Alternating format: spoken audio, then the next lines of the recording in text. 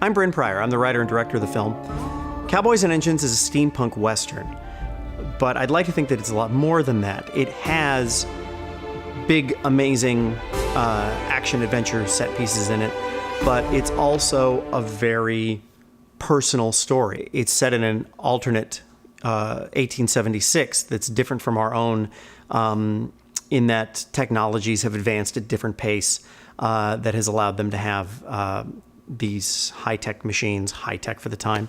But I really like to think of it as a much more character-driven story, in that when I was writing the script, it was important to me that the characters be fully fleshed out, and they're very deep, and they have histories, and they have backstories, and they have reasons for doing the things that they're doing. They're not just there to serve the plot to get things from point A to point B. Hopefully, in the final film, it will feel like the characters are moving the story and not the story moving the characters. I want them to feel like real people. And it'd be nice if we can achieve that. As a director, I'm approaching the film as a straight Western. It just happens to be a Western that has this added layer of technology over it that allows me to tell this story. But from my standpoint, we're making a Western. Just like if you were making an old Western that had a Gatling gun in it, the whole movie wouldn't be about the Gatling gun. That's just a piece of the movie, not if it was going to be good anyway. I'm a big fan of steampunk. I'm a big fan of the aesthetic of it, and just the look and the feel and the visceral sensation of steampunk. I first encountered it when I was in my early 20s, and I encountered a game called Space 1889 from Game Designers Workshop that my friends and I played a few times. Wasn't a great game, but the history of it, I remember finding fascinating. Although, as I remember in their universe, things that have since been proven to be wrong by science were still true. There was luminiferous ether, and there was a wood, I think it was, that was lighter than air that caused the ships to be able to float.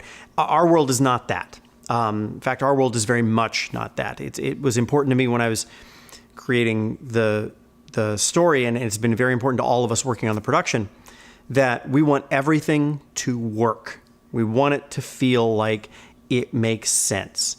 We don't want to be pulling anything out of thin air. We want these machines to be thought out and planned and to make sense.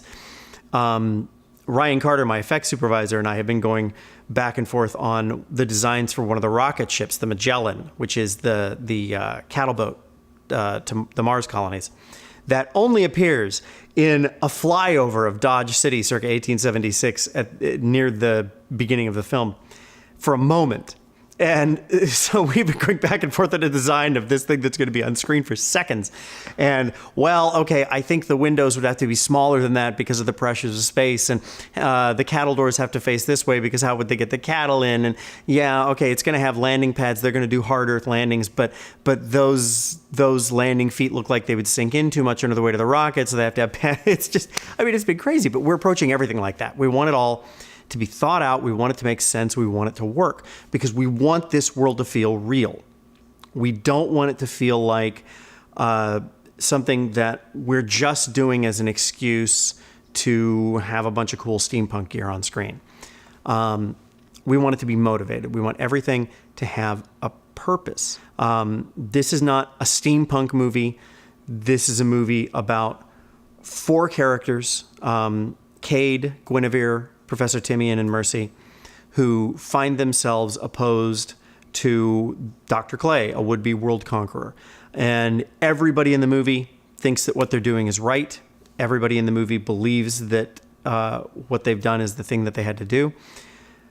The steampunk elements are there as an added layer of depth to the story, but that's not what the story is about.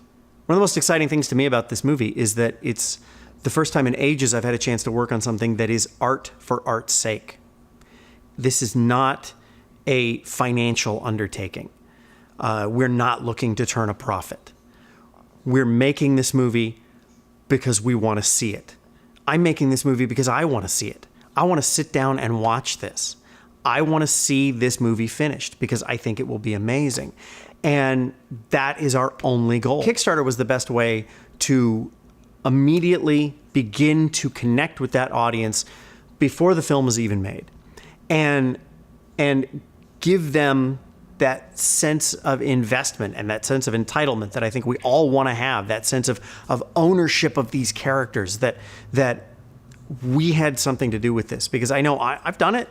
You know, I've looked at things and thought, oh, I want to be a part of this. And I think this is the perfect way for the audience to be a part of the process. And it's not just about raising the money. It's about getting those people involved, because I'm a geek from way back, and we talk.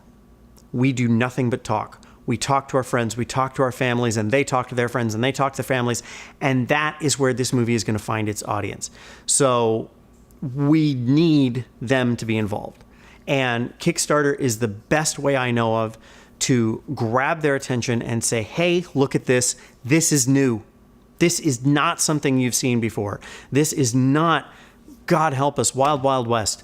This is, if you are a steampunk fan, if you are a fantasy fan, if you are a science fiction fan, you're going to love this movie. And I know you are, because I'm going to love this movie. If I don't, we've failed, and we're not going to fail. We're going to make something amazing, and this lets them be a part of that. And I think that's really important. For me personally, this movie in a sense represents salvation. And I know that sounds just so melodramatic, but it's true. This is going to be my third big run at a mainstream career. I made 4 movies for Roger Corman at Concord Studios that were all universally terrible. And when Concord shut down and the internal politics that went on with all of that, I kind of lost my way for a while, and I didn't follow up on that success. You don't get many second opportunities, but I did get a second opportunity when I directed my feature film Poker, that we took to IFP East and did really well, and was in the City of Angels Film Festival, and people really liked the movie. But I made the choice at that time that rather than make a $100,000 slasher film that had TNA and had potential to make money and then make art, I decided to make art. So I cast, 5 people nobody had ever heard of who were exactly right for the parts, and we made a little movie about people sitting around talking, and I'm really proud of it. It's really a great movie that, had I had any sense at the time, I would have known no one was going to buy. So this is an opportunity to do something real that we can show, and to do it right. And I just, my heart and soul are in this project, and I want nothing more from this than to be able to complete it. If it leads to someone wanting to give us the money to make the full version of the feature, fantastic. If it leads to someone wanting to hire me to do something else, that's great. But that's not what this is about.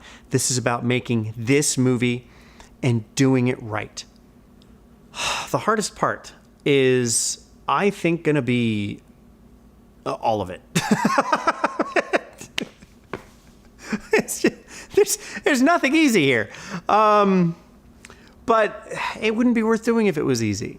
You know, this is a tough movie to make. And that's what makes it great. I know we can do it, but it's going to be a lot of hard work. And I'm looking forward to that part. Success for this movie, I think, is me being able to sit down and enjoy it. I'm my own worst critic, and things that I've shot that other people think are amazing, I watch them and all I see are the flaws. So if I can sit down and truly enjoy watching Cowboys and Engines, then we've succeeded. We've done exactly what I set out to do. I feel like I'm at one of those points in history where all the pieces have fallen together and everything's working to our advantage. We have exactly the right script. I've got exactly the right cast. I've got exactly the right crew. I think Kickstarter is exactly the right tool to finance this short, and I'd like to think that I'm exactly the director to do it. And all of those things have fallen together all at the same time, and I think the result is going to be something truly magical. And I'm looking forward to sharing it with everybody who helped make it true.